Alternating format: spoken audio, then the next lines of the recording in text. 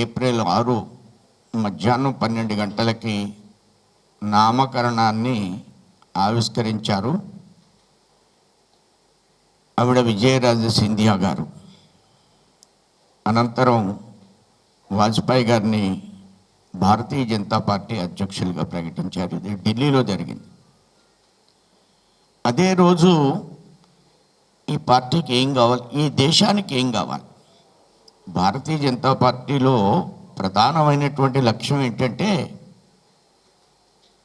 ఇది వ్యక్తుల కోసం నిర్మాణం చేసినటువంటి పార్టీ కాదు, దేశాన్ని విశ్వ గురు స్థానంలో తీసుకెళ్లే పార్టీ, దేశాన్ని పరమ వైభవ స్థితిలోకి తీసుకెళ్లేటువంటి పార్టీ. విశ్వగురు అంటే ఏంటి? బీజేపీ వాళ్ళు అస్తమానం విశ్వగురు అంటున్నారు అని సాధారణంగా మనకు కనిపిస్తూ ఉంటుంది. ఇప్పుడు యుద్ధం జరుగుతుంది కదా, యుద్ధం జరుగుతుంటే అన్ని దేశాలు వారి వారి స్థాయిలో యుద్ధంలో ఉన్నారు, ప్రపంచ దేశాలు. కానీ భారతదేశం గమనిస్తూ ఉంది, విశ్వాన్ని గమనిస్తూ ఉంది. భారతదేశం మోడీ లీడర్షిప్లో విశ్వాన్ని గమనిస్తూ ఉంది.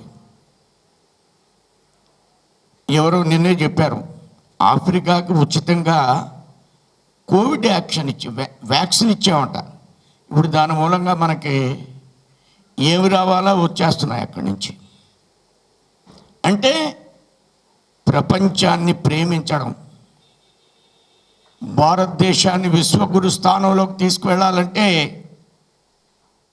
లక్ష్యం ఏంటి?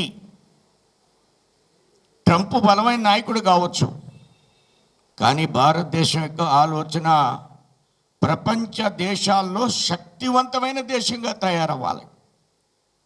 శక్తివంతమైన దేశంగా ఎందుకు తయారవ్వాలి? ఏ దేశమైనా బలమైన దేశంగా ఉంటే మిగతా దేశాలన్నీ గౌరవిస్తాయి. అంతేగాని మనం ఏ దేశాన్ని ఆక్రమించాం. ట్రంప్ ఈ మధ్య 4-3 దేశాలు ప్రధానమంత్రిని బొట్టలు వేసుకుని అలా తీసుకుపోయాడు, ఏదో పూల బ్యాగులు వేసుకున్నట్లుగా పట్టుకుపోయాడు. ఇలాంటి ఆలోచనలు భారతీయ జనతా పార్టీకి ఉండవు. ఇది విశ్వ గురువు, ప్రపంచానికి గైడ్ అండ్ ఫిలాసఫర్. ప్రపంచం భారతదేశం ఏం మాట్లాడుతుందా అని చూడాలి, మోడీ ఏం చెప్తాడా అని ఇది చూడాలి. ఇది బీజేపీ యొక్క ఐడియాలజీ.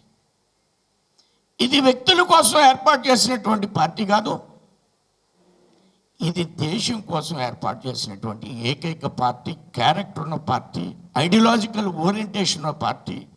భారతదేశ ఆధారంగా, భారతదేశం యొక్క ఆలోచన విధానానికి ఆధారంగా, భారతదేశంలో ఉన్నటువంటి కుటుంబ వ్యవస్థ ఆధారంగా మనమందరం మన కుటుంబాల గురించి తెలుసు. కానీ ప్రపంచ దేశాల్లో ఎవరి కుటుంబం ఏంటో తెలియదు.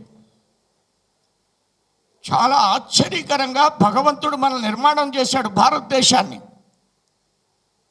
అమెరికా అద్భుతమైన దేశం అంటారు అందరూ, కానీ పుట్టిన పిల్లలు ఎక్కడ ఉంటారో, ఎవరి దగ్గర ఉంటారో ఏంటో తెలియదు.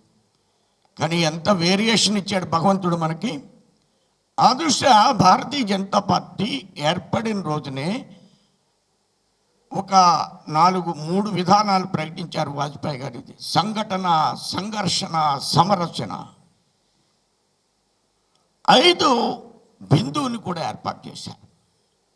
ఇవన్నీ మూలాధారంతో ఈవేళ భారతదేశం ప్రపంచ దేశాల్లో 4వ ఆర్థిక స్థితిలో ఉంది. ఇవి మాటలు కాదు, ఇది చేతలు. ఇలాంటి మాట కాంగ్రెస్ వాళ్ళు అంటారా? విజయరాజ్ సింధియా ఏర్పాటు చేసినటువంటి పార్టీలో వారు మనవడు భారతీయ జనతా పార్టీలో ఉన్నాడు. నాకు ఒక్కొక్కసారి అనిపిస్తూ ఉంటుంది, కొన్ని రాజకీయ పక్షాలు అవసరం ఉండదు భారతదేశానికి. ఆ పక్షాలన్నీ స్లోగా వాళ్ళ హెడ్లు అక్కడే ఉంటాయి, కానీ మొండాలు తల అక్కడ ఉంటుంది కానీ కద్మ వాళ్ళందరూ భారతీయ జనతా పార్టీలోకి వస్తారు. ఎందుకు వస్తారంటే ఇది కరెక్ట్గా మాట్లాడుతుంది భారతదేశం గురించి అనేది అనేకమైన తార్కాణాలు చూస్తున్నాం మనం. ఇది గర్వంతో చెప్తున్నటువంటి అంశాలు కాదు భారతీయ జనతా పార్టీ కార్యకర్తలుగా.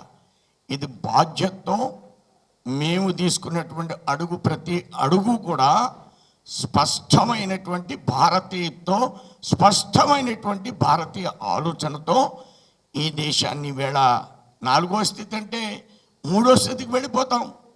ఈవేళ యుద్ధం వచ్చినా ఇబ్బందులు లేవు, తాత్కాలికమైన చిన్న ఇబ్బందులు తప్ప యుద్ధం వచ్చినా ఇబ్బందులు లేవు. ప్రపంచంలో యుద్ధానికి వెళ్ళాం పాకిస్తాన్తో, 4 రోజుల్లో క్లోజ్ చేసాం యుద్ధాన్ని. 4 డేస్లో యుద్ధంలో కాలు పెడితే వెనక రాలేకపోతున్నారు. ఈవేళ ఎంతకాలం యుద్ధం చేస్తున్నారు? That is the strategy of the విశ్వగురువు భారతీయ జనతా ఆలోచన. ఇది పార్టీ కాదు. పాకిస్తాన్లో ఒక్కళ్ళని కూడా చంపలేదు మనం.